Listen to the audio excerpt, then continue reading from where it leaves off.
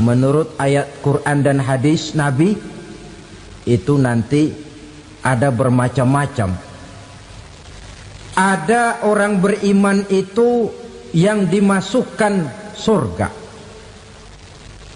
Ada orang beriman itu yang dimasukkan ke dalam surga. Ada orang beriman itu yang disebut penduduk surga. Kenapa lain-lain, Pak? Karena waktu di dunia amalannya juga lain-lain. Ada orang beriman yang masuk surga. Ini paling murah tiketnya. Mau masuk surga? Kata Nabi begini, ma min abdin qala la ilaha illallah thumma mata ala dhalik illa dakhalal jannah. Kalau seorang hamba sudah mengucap dua kalimat syahadat, dia yakin dengan kebenaran kalimat itu sampai matinya, orang itu akan masuk surga.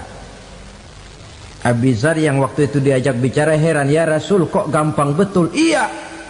Walaupun orang itu mencuri, iya. Walaupun orang itu berzina, iya. Biar dia mencuri, biar dia berzina, kalau dia sudah mengucap dua kalimat syahadat, dia yakin dengan kebenaran kalimat itu sampai matinya, itu orang akan masuk surga. Jadi masuk surga cukup dua kalimat syahadat, yakin sampai mati, masuk surga. Itu perkara masuk. Tapi kalau pertanyaannya diterusin, masuknya kapan, Pak? Nah, ini lain lagi urusannya. Sebab ada yang masuknya itu langsung, ada yang mampir dulu.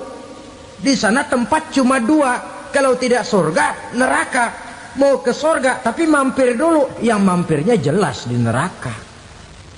Kenapa? Dalam hadis qudsi ada riwayat, nanti itu di akhirat, setelah Allah selesai mengatur penduduk surga masuk surga, yang neraka masuk neraka, Allah berkata kepada malaikat Malik, malaikat Malik, labaik ya Allah, itu bajingan-bajingan tengik, manusia-manusia durjana yang waktu di dunia tidak mau sujud, jauh dari ulama, gemar melakukan yang munkarat dan maksiat, hidup di tengah masyarakat selalu jadi bibit keonaran, kufur, sudah masuk neraka semua. Sudah ya Allah. Nah, kalau sudah, coba sekarang kamu masuk, Malik. Saya, iya, masuk neraka. Mau apa ya Allah? Kata Allah, akhriju minan nar man kana fi qalbihi misqala habatin min khardalin min iman. Kau masuk neraka, cari di dalam neraka orang-orang yang ada imannya walaupun kecil sebesar biji zarah, angkat mereka keluar. Masuk malaikat Malik ke neraka, cari orang yang ada imannya, korek-korek. Ya repot, udah pada gosong. Yang ada imannya diangkat ke atas, yang ada imannya diangkat ke atas, lalu dimandikan di Nahrul Hayat, namanya sungai kehidupan di akhirat nanti. Cakep lagi rupanya, bersih lagi wajahnya, apel di hadapan Allah. Kata Allah, bagaimana mas? Kapok nggak sampean? Kapok ya Allah. Nah, kalau kapok, idhab fadkhulil jannah, pergi masuk surga sana. Berangkat mereka ke surga, ketemu sama teman-temannya yang udah sampai lebih dulu, yang nggak pakai mampir lagi. Terjadi dialog. Kata teman-temannya yang udah pada nyampe duluan, mas, iya, emang baru sampai? Saya baru sampai. Memang mampir di mana dulu mas? Kita sudah lama sampai di surga. Saudara buka surah Al-Muddatsir ayat 34-35. Ma salakakum fis saqar? Kenapa kamu mampir di neraka Saqar? Qalu lam naku minal musallin. Mereka menjawab, kami mampir di neraka Saqar mas, gara-gara dulunya kami waktu di dunia ndak pernah sholat. Ndak pernah sholat? Ndak pernah. Kan rumahnya dekat masjid, cuma dekat doang mas. Sholat mah enggak saya. Enggak pernah ngasih makan fakir miskin, enggak pernah hadir di majelis taklim, pendeknya enggak pernah melakukan kebajikan, maka saya pun mampir di neraka sakor. Untung betul saya punya iman mas sedikit. Waktu hidup di dunia dulu saya pernah mengucap 2 kalimat syahadat, sekali-kalinya waktu mau kawin. Masya Allah. Untung saja kawin, kalau nggak kawin polos.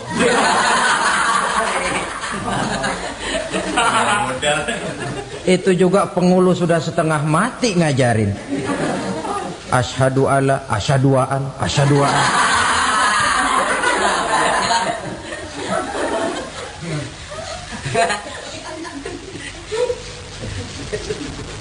Ini namanya masuk surga, ada mampir dulu. Ada pula orang mukmin itu yang dimasukkan surga. Namanya dimasukkan kan terima beres. Saya masuk ke rumah, jalan sendiri, cari tempat sendiri. Saya dimasukkan ke dalam rumah, terima beres. Pokok ada di dalam, itu dimasukkan namanya. Nggak pakai mampir.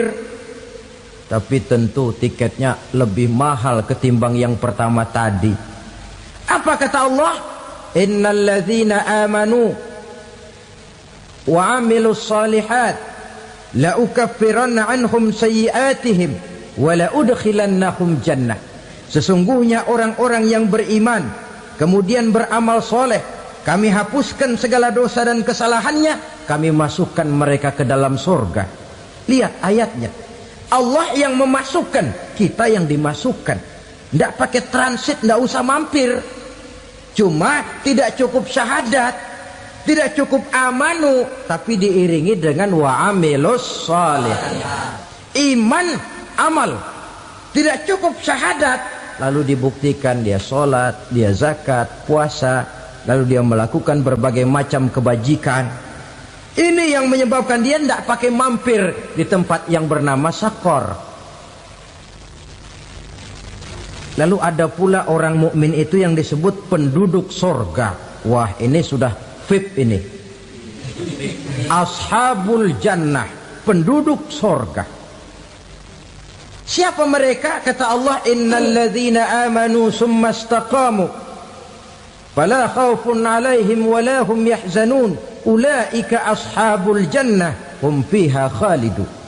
Sesungguhnya orang-orang yang beriman lalu istiqamah, tetap dalam melaksanakan perintah Allah, tidak goyang, tidak labil tapi stabil, istiqamah, mereka tidak takut dan tidak bersedih hati. Merekalah penduduk surga. Iman, istiqamah. Tidak punya duit, sembahyang. Banyak duit, sembahyang. Miskin, sembahyang. Kaya, tetap sembahyang. Istiqamah. Kadang orang kalau susah rajin ke masjid, banyak duitnya ngelihat masjid melengos. Waktu miskin hamba Allah, setelah kaya jadi hamba harta. Bergeser, tidak ada nilai istiqomahnya. Saudara-saudara, dengan begitu penduduk neraka itu dua. Ada penduduk permanen, ada penduduk yang semi permanen. Yang semi permanen orang-orang beriman yang mempunyai dosa besar. Mereka masuk ke neraka untuk menerima azab sesuai dengan dosanya. Bila selesai masa azab itu, mereka akan diangkat untuk ditempatkan kembali ke dalam surganya Allah Subhanahu wa ta'ala. Nah, dikala itulah saudara-saudara, ada yang disebut syafaat dari Rasulullah Sallallahu Alaihi Wasallam. Tapi tentu jangan lupa, syafaat ini ibarat kain menambal dia. Kita punya kain bolong-bolong sedikit, syafaat yang menambal. Sholat kita ada kurang dikit, sedekah kita ada campur riak dikit, amalan kita ada tidak karena Allah dikit, kita berharap syafaat. Jadi biarlah kain masih bolong-bolong, yang penting punya kain. Tapi kalau kainnya tidak ada, yang ditambal apanya? sholat tidak, puasa tidak, zakat tidak, berharap syafaat saja. Ya, terlalu berlebihan itu. Saudara hadirin yang saya hormati, apabila selesai proses penghisaban, proses penghitungan, maka dikala itulah manusia terbagi dalam dua kelompok besar. Fariqun fil jannah wa fariqun fis sa'ir. Sekelompok orang-orang beruntung yang masuk ke dalam surga, dan sekelompok lagi masuk ke dalam neraka. Ibu-ibu, saudara-saudara kaum muslimin rahimakumullah. Pada pertemuan yang lalu sudah saya jelaskan bahwa hidup selalu berakhir dengan kematian. Apabila datang kematian menimpa seseorang, datanglah kiamat baginya. Itu yang disebut dengan kiamat kecil. Hakikatnya mati adalah perpindahan dari kehidupan di dunia ini menuju kehidupan di alam barzakh. Menunggu kita di alam barzakh sampai datangnya saat kiamat. Entah 10 tahun, entah 100 tahun, entah 1000 tahun, hanya Allah saja yang maha tahu. Adapun orang-orang beriman yang melakukan amal kebajikan dalam kehidupan di dunia ini, masa penantian yang lama di alam barzakh buat mereka sebentar saja. Tetapi bagi orang-orang kafir yang ingkar, yang tidak beriman kepada Allah, yang hidup di dunia cuma menumpuk-numpuk dosa, tentu penantian di alam barzakh akan merupakan waktu yang sangat lama. Bukankah dalam kehidupan kita waktu itu memang relatif? Contoh misalnya, bagi pemuda-pemudi yang sedang duduk asyik memadu cinta, waktu 4-5 jam saja rasanya cuma 4-5 menit. Tenggelam oleh keasikan. Tapi buat orang yang berbaring di rumah sakit, meratap di balik-balik apa itu tembok derita kata lagu, di balik dinding-dinding penjara, sehari bagai seminggu, seminggu rasa sebulan, sebulan boleh jadi rasa setahun. Penantian yang sangat lama. Kapan kiamat itu akan datang? Ini rahasia Allah.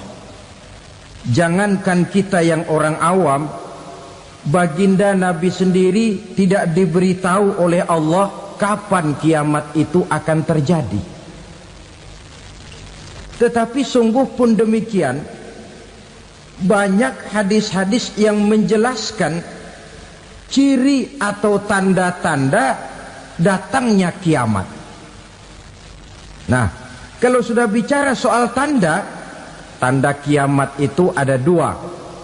Pertama yang disebut alamatus sughra, tanda-tanda kecil. Ini waktunya masih ada tenggang. Ada yang dinamakan alamatul kubra, tanda-tanda besar. Artinya kiamat sudah diambang pintu. Apa tanda-tanda kecil dari datangnya hari kiamat itu? Misalnya kata Nabi, apabila ilmu sudah diangkat oleh Allah, artinya apabila ulama sudah banyak wafat, minat orang belajar agama berkurang, lalu kebodohan nampak merajalela di mana-mana, zina dikerjakan secara terbuka, minuman-minuman keras jadi kebanggaan, itu termasuk di antara tanda-tanda kecil terjadinya hari kiamat. Apalagi misalnya iza waladatil ammatu rabbataha, apabila budak sudah melahirkan tuan. Apa maksudnya? Ada yang mentafsirkan apabila anak sudah bisa membudaki orang tuanya. Orang tua yang melahirkan dia, yang membesarkan dia, demi setelah si anak besar jadi orang berpangkat, bertitel, berharta, berkedudukan, jadilah orang tua itu budaknya. Sehingga sering dibilang kalau orang tua kaya, anak jadi raja. Tapi kalau anak yang kaya, orang tua sering jadi budak. Apalagi munculnya fitnah yang bergelombang, timbul perang antara dua bangsa yang besar, waktu berjalan terasa sangat pendek sekali. Itu merupakan tanda di antara tanda-tanda kiamat. Termasuk di dalamnya sulit membedakan mana laki, mana perempuan. Kan kalau tanda-tanda kayak begini sekarang sudah banyak kita lihat kan? Ulama banyak wafat, penggantinya sulit. Zina dikerjakan berterang-terangan, minuman keras jadi kebanggaan, banyak anak membudaki orang tuanya, sulit membedakan mana laki mana perempuan. Kadang-kadang dari belakang kita lihat perempuan bener, begitu kita colek nengok jenggotan.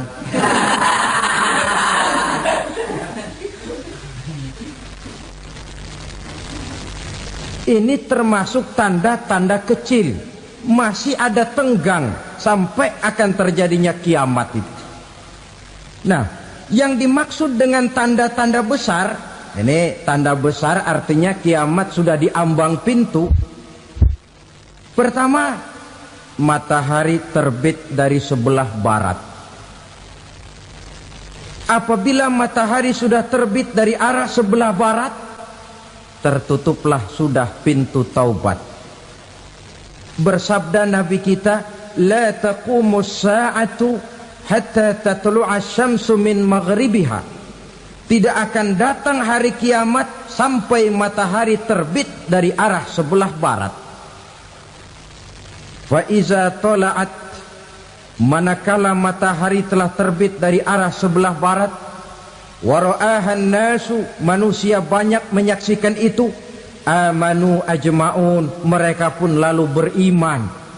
Yang tadinya kafir, yang tadinya ingkar, yang tadinya membangkang, setelah melihat matahari terbit dari sebelah barat, buru-buru beriman, berlomba-lomba mengucap dua kalimat syahadat.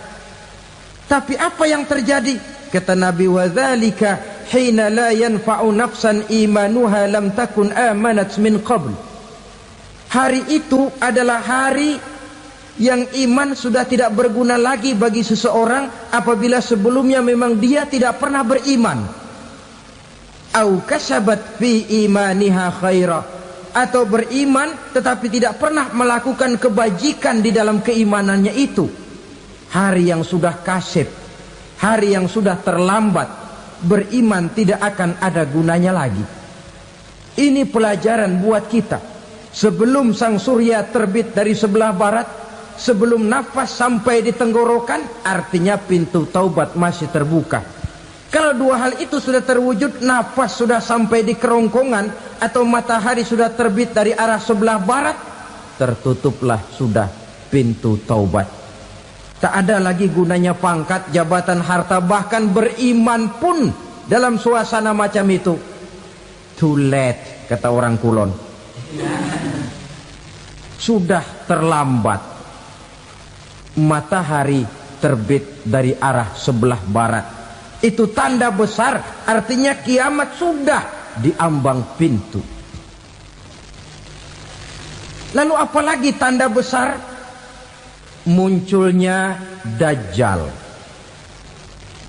Dajjal artinya pendusta-pendusta yang menyesatkan manusia. Ada dua macam Dajjal, saudara. Ada Dajjal kecil. Ini Dajjal kelas teri. Kalau ini sejak zaman Rasulullah sudah ada itu. Tiap zaman ada. Di zaman Rasulullah misalnya ada yang bernama Aswad al-Unsi dari Yaman. Ada yang namanya Musailamah Al-Kazzab dari Yamamah. Ada yang namanya Ibnu Sayyad dari Madinah. Ini dajjal-dajjal di zaman Rasul.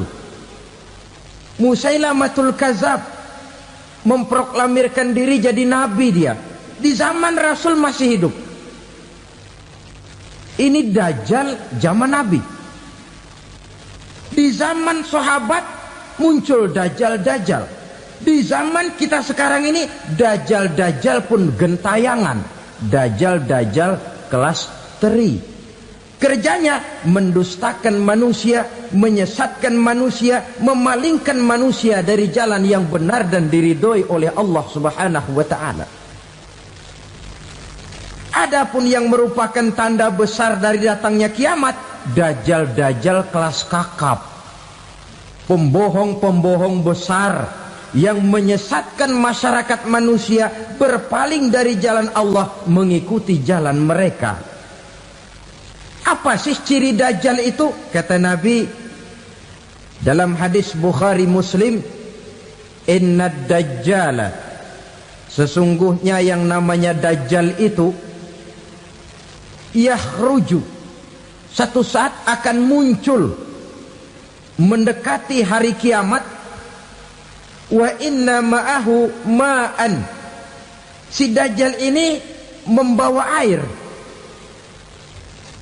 Wa naran, dan juga membawa api. Dua simbol. Di tangan yang satu dia bawa air, di tangan yang satu dia bawa api. Wa ammal ladzi yarahu an-nasu ma'an fanarun, adapun yang orang banyak lihat air, hakikatnya adalah api. Yang dilihat api, hakikatnya adalah air. Oleh sebab itu, kalau api yang ditawarkan, ambillah air. Kalau air yang ditawarkan, pilihlah api. Maksudnya apa ini? Ini bahasa simbol, saudara-saudara. Dajjal bicaranya seolah-olah untuk kepentingan manusia.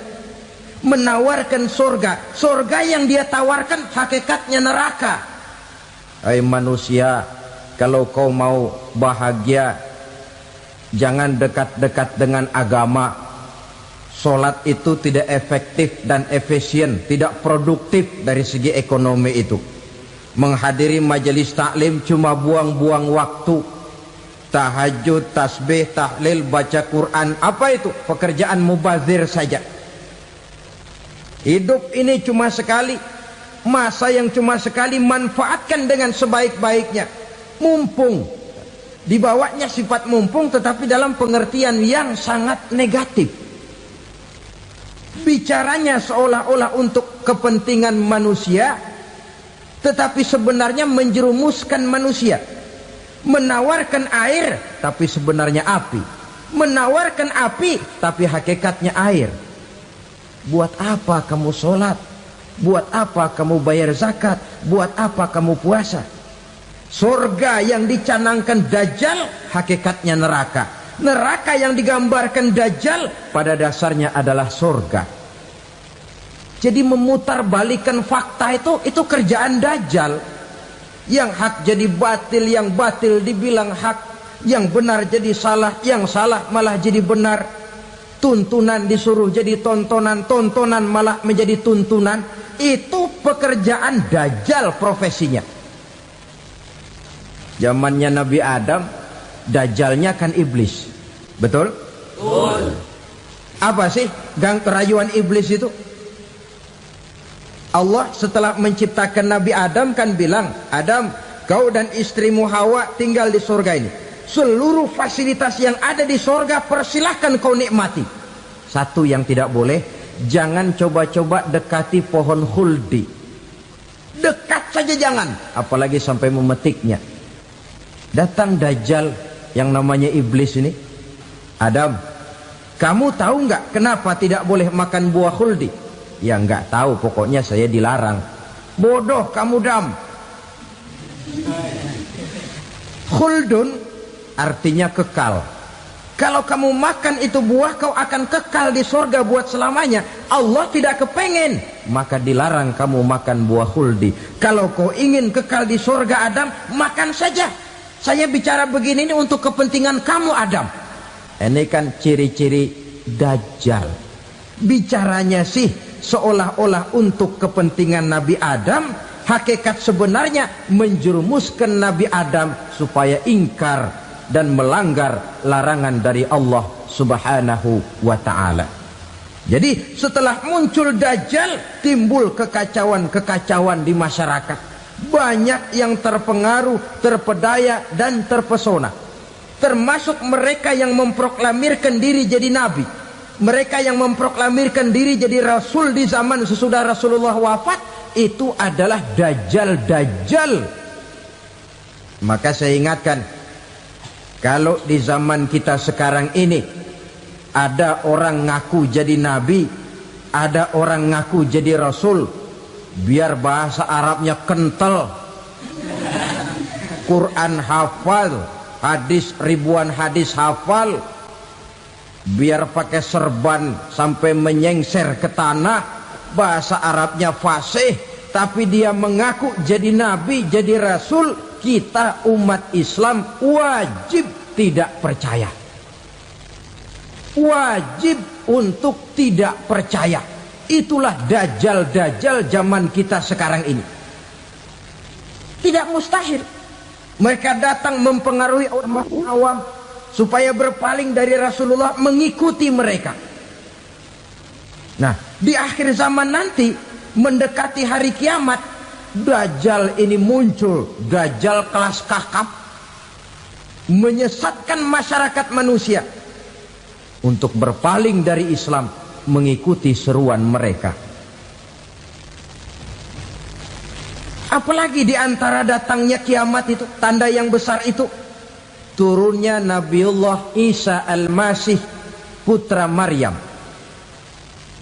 Menurut berbagai hadis yang sahih, Nabi Isa Al-Masih nanti akan turun lagi.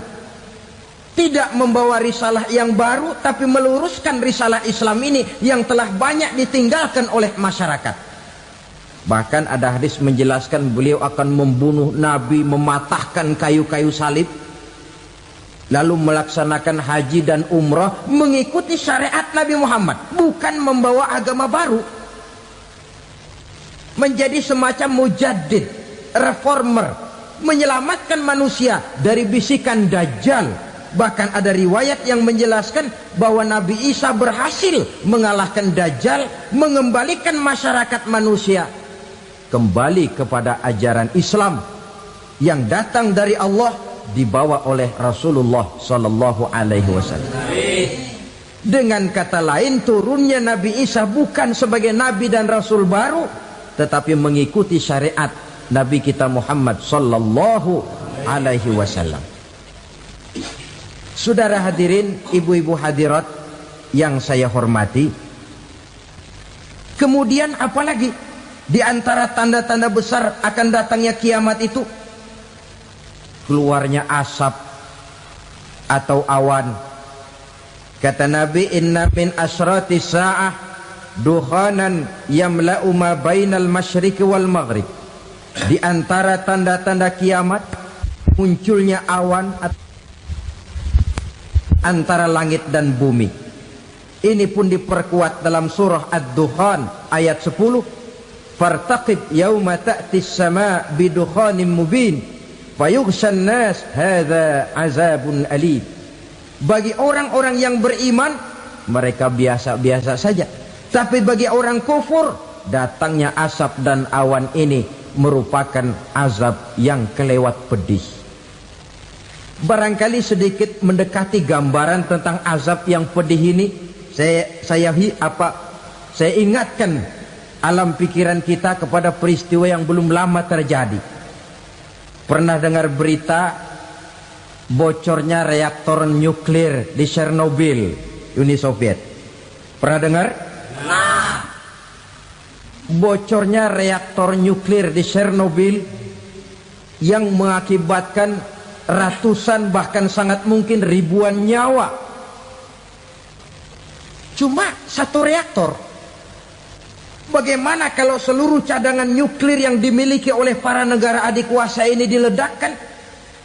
Bahkan yang konon menurut catatan cadangan nuklir yang dimiliki bersama oleh Amerika dan Rusia sekarang ini sudah sanggup memusnahkan 6 miliar manusia, 1,5 kali lebih banyak dari jumlah manusia yang nongkrong di permukaan bumi ini. Saudara-saudara hadirin yang saya hormati, lalu saat mendekati hari kiamat, apalagi tandanya?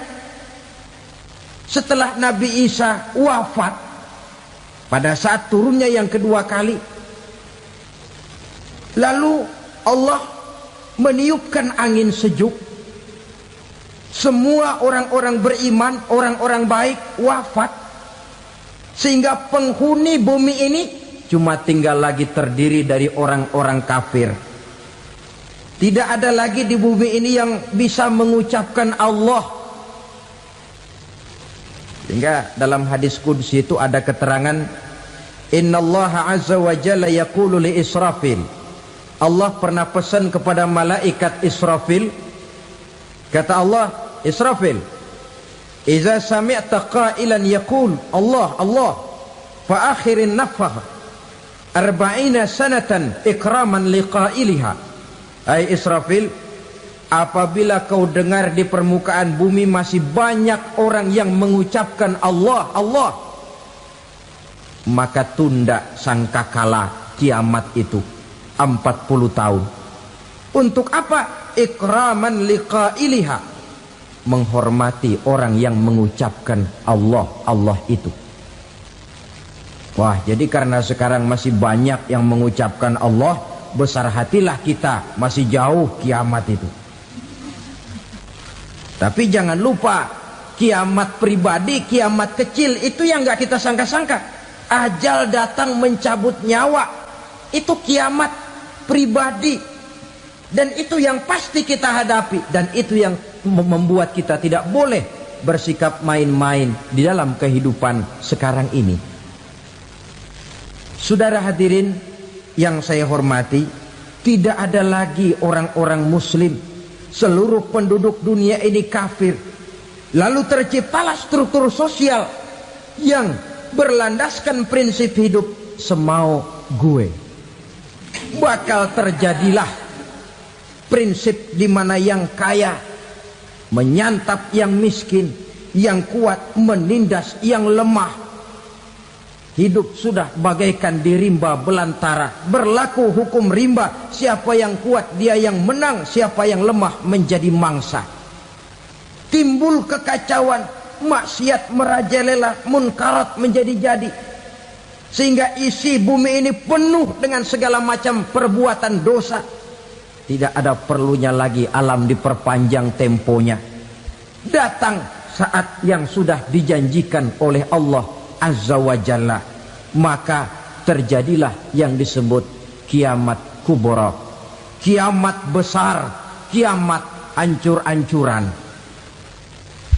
Bagaimana kejadian ini dimulai? Dalam surah Az-Zumar ayat 68, Allah subhanahu wa ta'ala berfirman, wa nufikha fis suri fasa'iqa man fis samawati wa man fil ardi illa man sya'allahu. Maka manakala ditiuplah sangkakala, terkejutlah seluruh yang ada di langit dan seluruh yang ada di bumi. Bila saat kiamat datang, Allah perintah malaikat Israfil, Israfil, tiup sangkakalamu. Ditiuplah sangkakala oleh malaikat Israfil. Yang akibat daripada tiupan itu, seluruh yang ada di langit, seluruh yang ada di permukaan bumi terkejut. Yang ada di langit siapa? Malaikat kan. Bayangin aja kalau malaikat kaget, apalagi kita. Terkejut seluruh makhluk yang ada di bumi, yang ada di langit mendengar suara sangkakala itu. Bunyinya tidak sanggup kita bayangkan dahsyatnya. Ledakan nuklir, ledakan neutron, belum apa-apa ketimbang bunyi sangkakala malaikat Israfil ini. Nah, lalu mendengar bunyi sangkakala ini, gemparlah makhluk, kacaulah alam. Bumi gempa, planet-planet bertabrakan, gunung meletus, air laut tumpah ke darat, angin topan bertiup, halilintar menyambar. Lalu semua yang bernama hidup mati total. Mati bareng tanpa persiapan. La haula wala quwata illa billah. Saya kadang-kadang dalam tafakur bermohon, ya Allah, mudah-mudahan saya enggak nemuin kiamat beneran. Ngeri. Tidak bisa kita bayangkan macam apa suasana seperti itu. Allah saja banyak memberikan gambaran, misalnya Al-Qari'ah, wa mal qari'ah, wa ma adraka mal qari'ah. Kejadian yang menggemparkan. Tahukah kamu apa kejadian yang menggemparkan itu? Yauma yakunun nasu kal farasil mabsus wa takunul jibalu kal ihnil manfus. Pada saat itu manusia berterbangan bagai kupu-kupu, gunung berterbangan seperti kapas ditiup angin. Gunung saja macam kapas, konon lagi manusia. Kematian total, mulai semut sampai gajah mati, jin mati, iblis mati, malaikat mati. Malaikat saja mati. Saudara hadirin yang saya hormati, kematian total yang tanpa persiapan. Orang bilang, Pak, kalau mati bareng begitu yang repot malaikat maut dong ya. Cabut sana, cabut sini. Itu kalau menurut logika kita, mestinya begitu menurut logika. Tapi logika juga yang nggak perlu serepot itu. Sebab untuk mematikan listrik di wilayah DKI, di wilayah Jakarta, nggak perlu tiap rumah didatengin, matiin, ya lama. Cukup dari kantor pusatnya saja PLN tekan satu tombol, gelaplah seluruh Jakarta. Saudara hadirin yang saya hormati, kematian total. Lalu setelah kematian total, planet-planet juga mati, dalam arti tidak bergerak dan beredar. Angin mati, dalam arti tidak bertiup. Air mati, dalam arti tidak ada riak gelombang. Pokoknya semua mati. Kullu nafsin za'iqatul maut. Semua yang bernafas mati. Dalam ayat lain, kullu man 'alaiha fan. Semua yang ada di permukaan bumi fana. Yang kekal cuma Allah Subhanahu wa ta'ala. Yang paling belakang mati, malaikat maut dan malaikat Israfil. Tapi mati juga sesuai dengan janji Allah. 10 lamanya.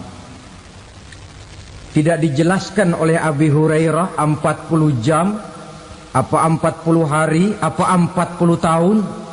Hadis-hadis cuma menyebutkan 40 saja. Sunyi alam, yang tinggal cuma Allah saja lagi. Ketika itu Allah berseru-seru, katanya, limanil mulkul yauma. Siapa para penguasa hari ini?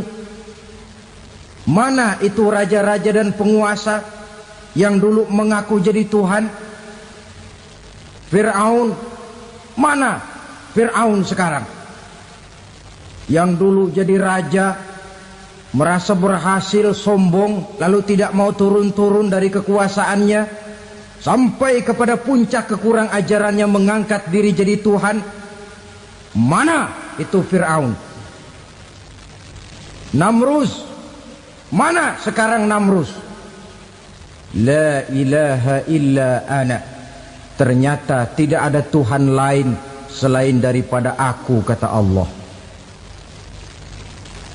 Proses kemudian, saudara-saudara, turunlah hujan dari langit. 40 lamanya hujan itu. Tidak jelas juga 40 jam apa 40 hari. Setelah air turun membasahi, datanglah tiupan sangkakala yang kedua. Semua yang bernama mati bangkit dari kuburnya masing-masing.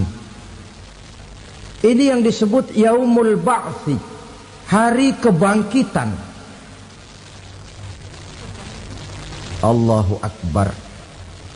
Pada saat kita bangkit dari kubur kita masing-masing, kumpul di padang mahsyar namanya. Bayangin aja, saya sendiri nggak sanggup bayangin. Manusia sejak zaman Adam sampai zaman kiamat kumpul bareng di tempat sama. Berapa banyaknya itu?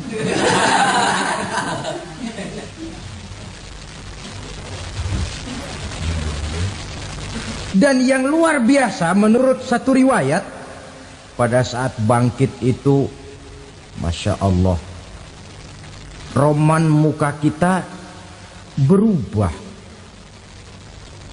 disesuaikan dengan amalan kita waktu di dunia ini. Barang siapa yang waktu di dunia amalannya itu amalan tikus, di akhirat nanti dia bangkit dari kubur, mukanya seperti muka tikus. Gagah betul badannya, tapi mukanya seperti tikus. Kenapa? Amalannya waktu di dunia seperti amalan tikus. Apa amalan tikus itu? Suka ngegeragoti barang yang sudah disimpan rapi-rapi.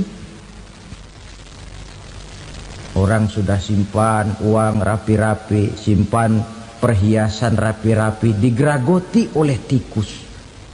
Maling-maling, pencoleng-pencoleng, koruptor-koruptor.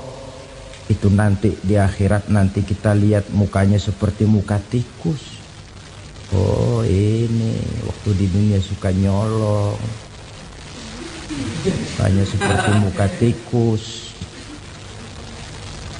Barang siapa yang waktu di dunia ini amalannya itu amalan macan, dia akan bangkit nanti mukanya seperti muka macan. Apa amalan macan? Macan itu amalannya menang-menangan. Orang yang mau menang saja nggak mau mengalah. Coba lihat di hutan. Kenal hutan nggak? Di hutan, raja hutan di mana-mana pasti macan.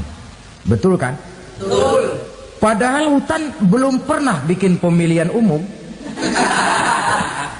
Tapi macan tidak peduli ada pemilihan umum apa tidak, pokok saya raja. Sebab apa? Macan jadi raja itu bukan karena benar, tapi karena kuat jadi raja. Setelah dia jadi raja, rakyat hutan yang mesti dilindungi malah dimakan oleh raja macan.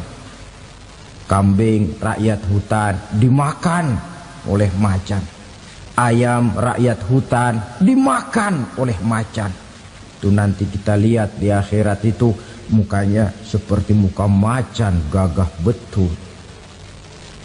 Lalu barang siapa yang di dunia ini amalannya itu seperti amalan anjing, nanti dia punya muka seperti muka anjing.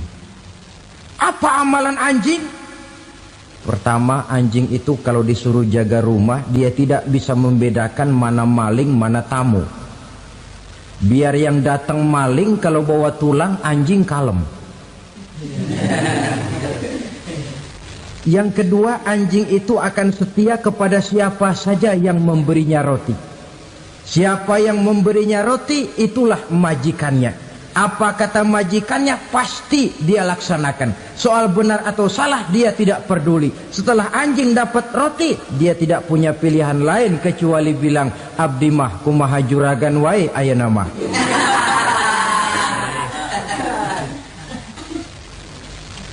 Saudara hadirin yang saya hormati, berkumpul di padang mahsyar, tiap orang sibuk dengan persoalannya masing-masing. Matahari waktu itu didekatkan oleh Allah. Panas luar biasa. Ada yang saking panasnya itu mencucurkan peluh keringat sampai sebatas mata kakinya. Ada yang keringatnya sampai sedengkulnya. Ada yang keringatnya sampai sepusatnya. Ada yang keringatnya mengalir sampai sebahunya. Ada yang kelelap oleh keringatnya sendiri, sementara orang di sampingnya nggak apa-apa. Bergantung lagi amalan dia waktu di dunia ini. Saudara-saudara, sebagian orang dalam kepanikan padang mahsyar berombong-rombong datang mereka menghadap Nabi Adam. Ya Adam, anta abal bashar. Hai Adam, Tuhan adalah bapak moyang manusia. Kami sebentar lagi akan disidang, dimintakan pertanggungan jawab. Tolonglah kami, hai Adam. Kata Nabi Adam, jangankan nolongin sampean, saya sendiri tanggung jawab di hadapan Allah ketika dulu tidak boleh makan khuldi, saya serobot. Sudahlah, urus diri masing-masing saja, nafsi. Begitu kata Nabi Nuh, begitu kata Nabi Ibrahim. Tiap orang bertanggung jawab sendiri-sendiri. Ketika itulah saudara-saudara, nikmatnya menjadi umat Nabi besar Muhammad sallallahu alaihi wasallam. Sebab apa? Walaupun menurut abjad kita ini umat paling belakang, paling belakang kita ini toh, karena Nabi Muhammad adalah Nabi akhir, tapi akan dihisap lebih dulu, lewat di atas sirat lebih dulu, masuk surga lebih dahulu ketimbang umat-umat belakangan. Ketika Rasul mendekati ajal, beliau tanyakan itu kepada malaikat Jibril. Malaikat Jibril berkata, Muhammad jangan khawatir, Allah sudah berjanji, inni haramtul jannata ala sairil anbiya hatta tadkhulaha anta wa haramtuha ala sairil umami hatta tadkhulaha ummatuka. Surga aku haramkan buat seluruh nabi kecuali kalau engkau Muhammad sudah masuk ke dalamnya, dan surga aku haramkan buat seluruh umat kecuali kalau umatmu Muhammad sudah masuk ke dalamnya. Logikanya, walaupun menurut abjad kita umat paling belakang, bakal dihisap paling dulu, lewat di atas sirat paling dulu, masuk surga paling dulu, kalau mampir ke neraka juga paling dulu. Ya resiko. Jangan mau enaknya aja paling dulu. Saudara hadirin yang saya hormati, setelah masa kebangkitan itu jangan dikira begitu bangkit langsung diperiksa.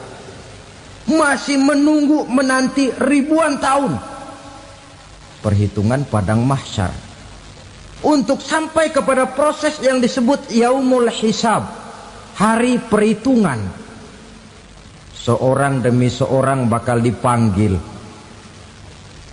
Bayangkan saja, kita se-RT saja di absen, kadang-kadang perlu waktu lama. Ini manusia sejak zaman Nabi Adam sampai datang hari kiamat, satu demi satu disidang di hadapan Qadhi Rabbul Jalil. Status sosial copot sudah waktu itu. Yang pernah jadi hartawan di situ tidak lagi kelihatan kehartawanannya. Yang pernah jadi jenderal tidak lagi dipanggil jenderalnya. Yang ustadz tidak lagi dipanggil al-mukarramnya. Seluruh status sosial selesai. Dipanggillah kita seorang demi seorang menghadap Qadhi Rabbul Jalil. Bagaimana proses penghisaban itu? Pertama, proses tanya jawab. Di antaranya ada hadis menyatakan, lan tazula qadama 'abdin yaumal qiyamah hatta yus'ala an arba'i khisalin. Besok di hari kiamat tidak akan bergeser telapak kaki seorang hamba sampai dia ditanya lebih dulu tentang 4 persoalan. Tentang ilmunya. Kemana ilmu itu diamalkan? Tentang umurnya. Di mana umur itu dihabiskan? Tentang masa mudanya. Kemana masa muda itu dipakai? tentang hartanya, dari mana harta itu didapat dan kemana harta itu dibelanjakan. Ini termasuk proses tanya jawab. Jadi kalau istilah pengadilan dunia, nama Fulan bin Fulan. Kamu waktu di dunia diberikan umur panjang untuk apa? Pernah mengalami masa muda, kemana kau habiskan masa remajamu? Kau diamanahkan ilmu, dengan apa ilmumu kau amalkan? Kau diberikan harta, dari mana harta kau dapat, kemana kau belanjakan? Tak seorang pun yang bisa mungkir. Sebab apa? Dikala itu yang menjadi saksi bukan orang. Yang menjadi saksi adalah seluruh anggota badan kita. Tangan bicara, kaki jadi saksi terhadap seluruh amalan yang pernah kita kerjakan pada saat kehidupan di alam dunia ini. Selesai proses tanya jawab, lalu diperlihatkan buku catatan kita waktu hidup di dunia ini. Jangan lupa Allah itu menyiapkan 2 superkomputer kepada kita. Sebelah ditempelin sebelah kanan, yang sebelah tempelin di sebelah kiri. Komputer itu namanya Raqib dan Atid. 2 malaikat yang apabila baik kita lakukan, refleks saja akan menulis kebajikan kita. Jahat kita kerjakan akan tertulis. Catatan itu nanti diperlihatkan kepada kita. Waduh, alangkah malunya pada saat diperlihatkan catatan kita, buku rapot kita merah melulu. Barangkali diperiksa sambil diomelin, brengsek lo.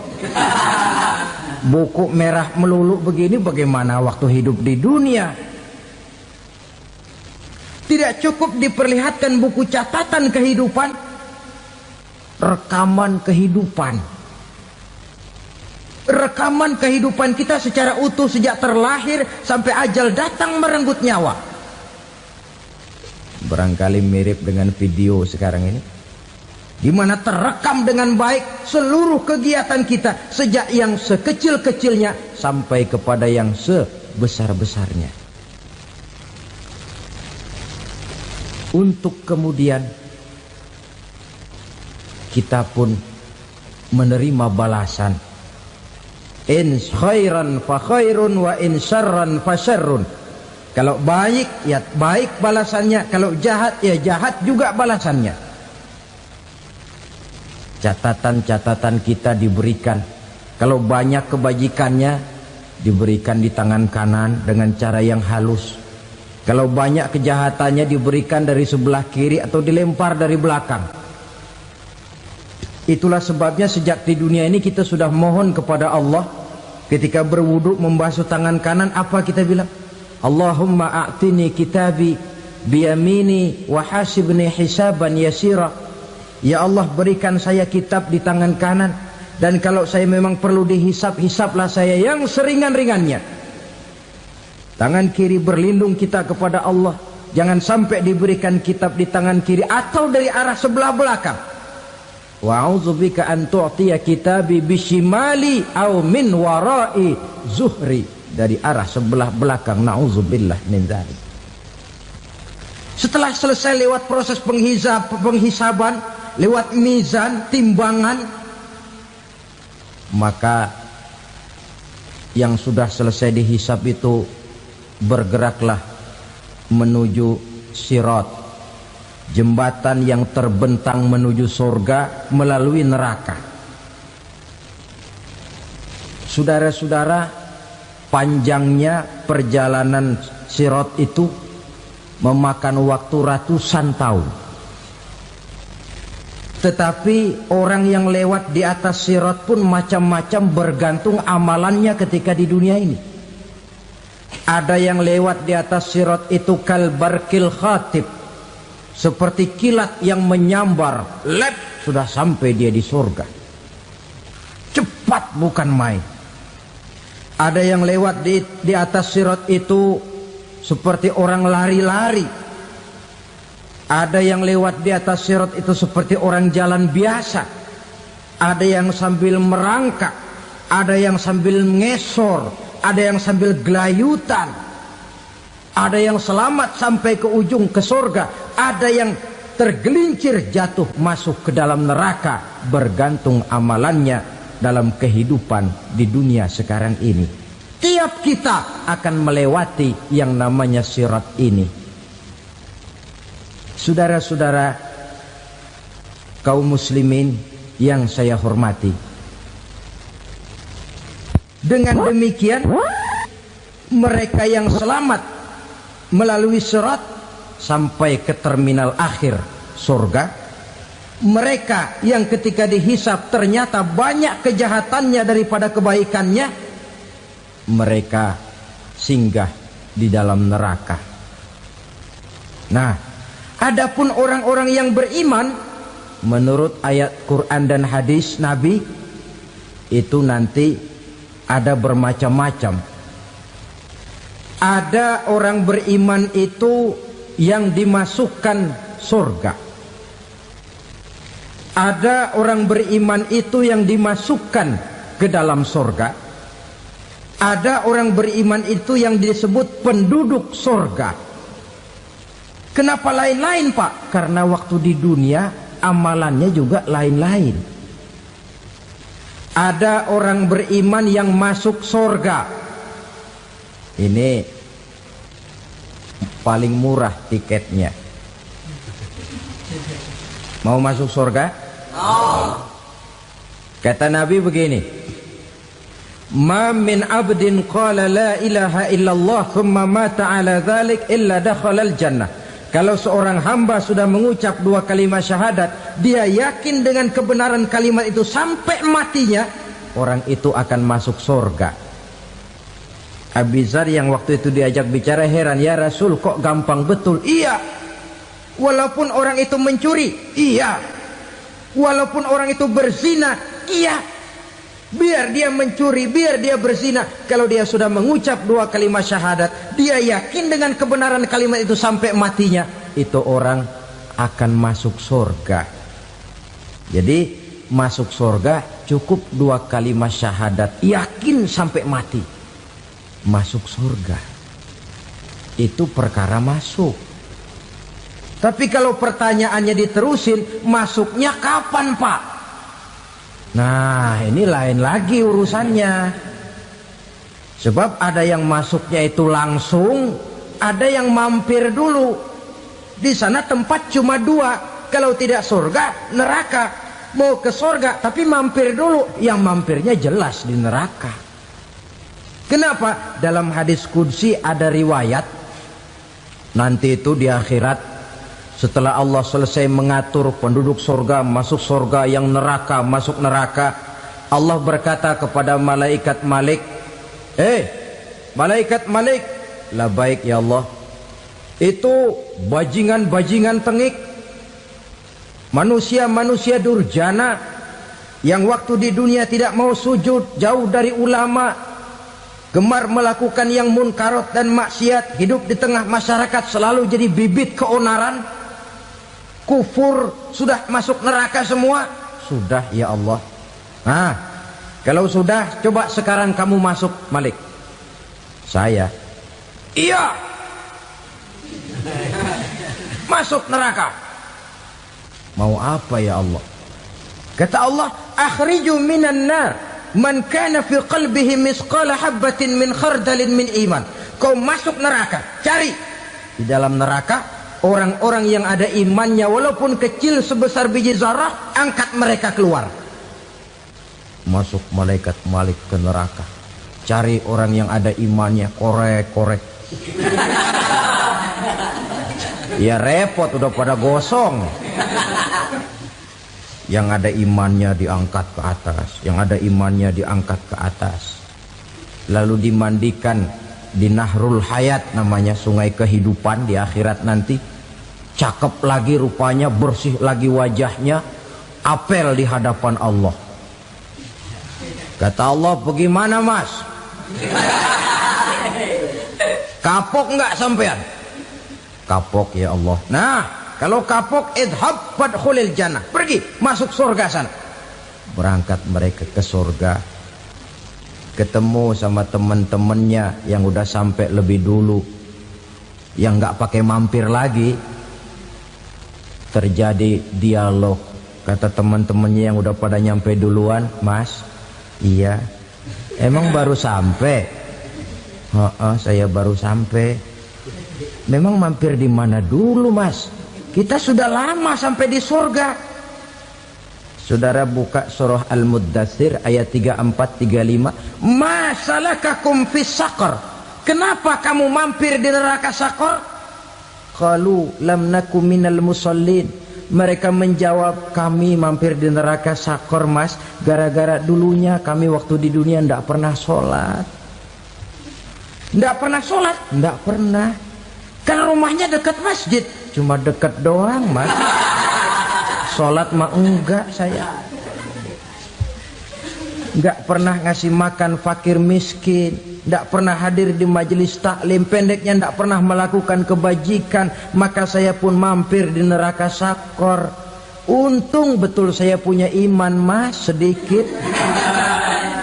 Waktu hidup di dunia dulu saya pernah mengucap 2 kalimat syahadat. Sekali-kalinya waktu mau kawin. Masya Allah. Untung saja kawin. Kalau nggak kawin polos.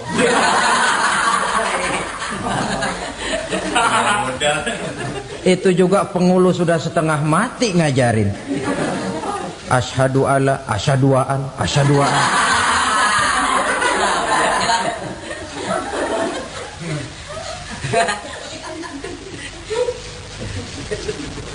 Ini namanya masuk surga, ada mampir dulu. Ada pula orang mukmin itu yang dimasukkan surga. Namanya dimasukkan kan terima beres. Saya masuk ke rumah, jalan sendiri, cari tempat sendiri. Saya dimasukkan ke dalam rumah, terima beres, pokok ada di dalam, itu dimasukkan namanya. Nggak pakai mampir. Tapi tentu tiketnya lebih mahal ketimbang yang pertama tadi. Apa kata Allah?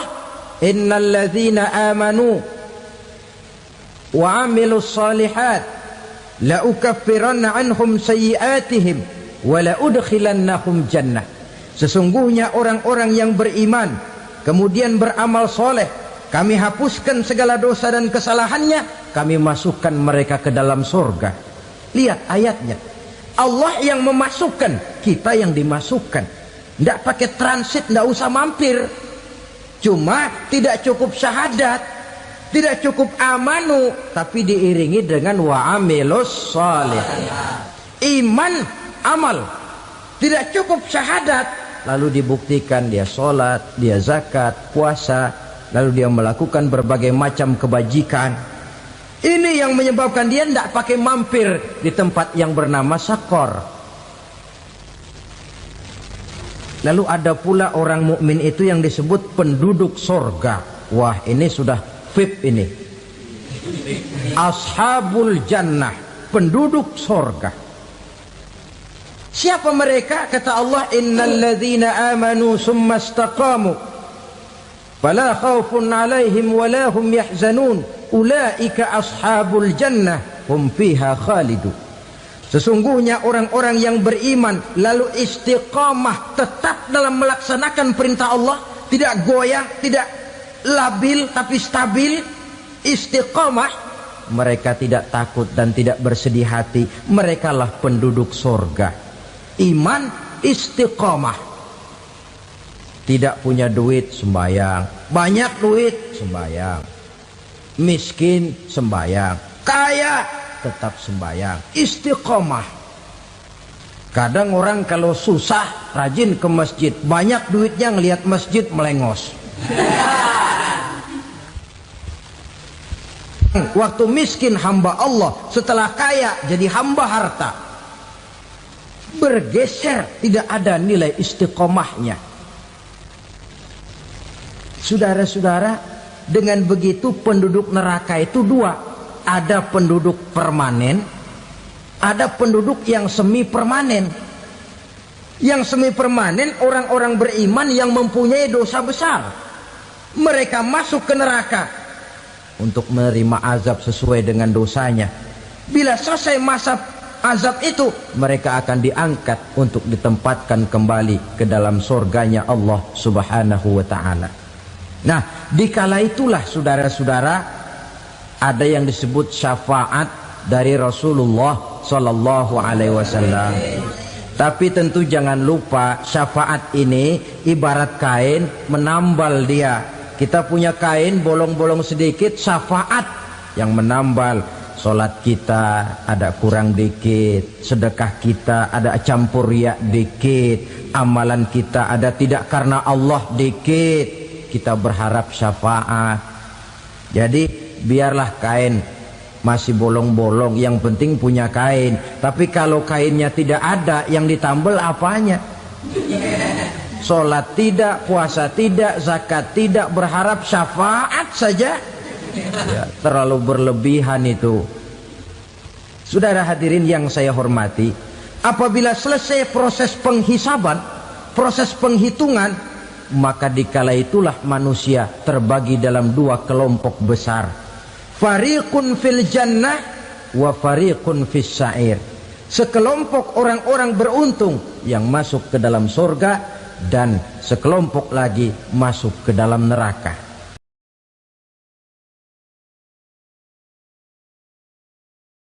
7 macam perkara yang merusak akidah dan keimanan, merusak amal perbuatan yang sudah kita kerjakan, merusak sendi-sendi kehidupan sosial, pendek kata merusak segala hal di dalam kehidupan kita. Jauhilah olehmu 7 macam perkara yang merusak. Yang pertama, asyirku billah, menyekutukan Allah Subhanahu wa ta'ala. Agama dimulai dari keyakinan, maka kehancuran agama selalu dimulai dari kehancuran keyakinan, iman atau akidah yang dimiliki oleh seseorang. Dan untuk menghancurkan nilai-nilai iman yang kita miliki ini, orang rasanya tidak akan menghantam kita dengan peluru kendali. Orang tidak akan mengirimkan nuklir ke sini. Orang tidak juga akan mengirimkan satuan militernya ke sini. Untuk menghancurkan nilai-nilai iman, dibanjiri kita dengan paham-paham yang merusak dan mendangkalkan akidah. Baik ia bernama materialisme, baik ia bernama sekularisme, baik ia bernama banjirnya maksiat dan munkarat, baik ia bernama banjirnya peradaban dan kebudayaan yang menghancurkan moral daripada anak-anak kita, sedikit demi sedikit melenturkan dan melunturkan nilai-nilai keimanan kita, untuk kemudian pada waktunya nilai iman itu akan bertukar dan berganti menjadi nilai syirik kepada Allah Subhanahu wa ta'ala. Atau pada sisi lain, menjadikan yang selain Allah sebagai tujuan akhir daripada kehidupan kita. Sedangkan kita sama-sama maklum bahwa di dalam pandangan agama Islam, dosa yang tidak berampun, dosa yang terbesar, termasuk dalam kategori bapak moyangnya dosa, tidak lain adalah syirik, yakni menyekutukan Allah Subhanahu wa ta'ala. Pola penghancuran iman ini memang berstrategi. Ditawarkan kita kepada paham materialisme, paham kebendaan, di mana otak menempati urutan sebagai ranking pertama, Tuhan jatuh pada urutan kedua. Lalu menyusul kepada paham sekularisme, Allah dipisahkan dari seluruh kegiatan hidup ini, untuk pada gilirannya menjadikan yang selain Allah sebagai tujuan akhir daripada seluruh kegiatan hidup kita. Oleh karenanya, kewajiban menjaga nilai-nilai iman ini merupakan kewajiban yang mulia tetapi berat, tidak hanya untuk kita, tetapi juga bagaimana mewariskannya kepada anak-anak kita, generasi yang akan datang. Orang-orang tua bijaksana yang diceritakan di dalam Al-Quran Kalau sudah berpikir tentang anak-anaknya, pertanyaan yang paling mereka risaukan ialah ma ta'buduna min ba'di. Anakku, kalau pada satu saat aku, ayahmu sudah tidak ada lagi di dunia ini, meninggalkan kamu semua, ma ta'buduna min ba'di, apa yang akan kamu sembah nak?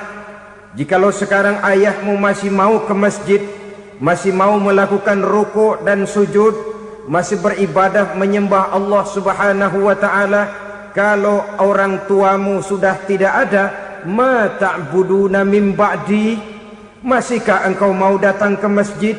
Masihkah engkau mau rukuk dan sujud? Masihkah engkau mau menyembah Allah Subhanahu wa ta'ala? Pertanyaan ini yang